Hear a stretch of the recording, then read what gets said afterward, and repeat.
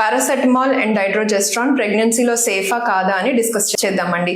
First వచ్చేసరికి paracetamol is very much safest in pregnancy అనమాట.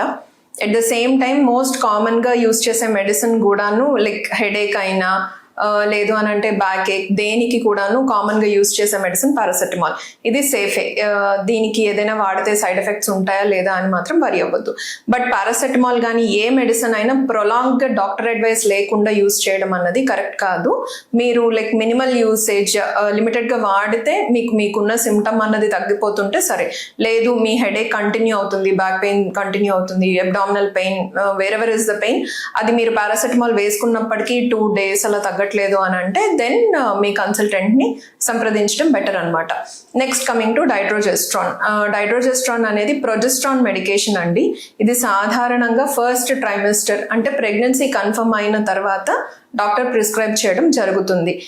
ఎవరిలో యూజ్ చేస్తారు అని అంటే రొటీన్గా అందరి పేషెంట్స్లో కూడాను ఫస్ట్ ట్రైమెస్టర్లో పాజిటివ్ అవ్వగానే ప్రెగ్నెన్సీ సపోర్ట్కి యూజ్ చేస్తాం అనమాట. 10 milligrams twice or thrice daily.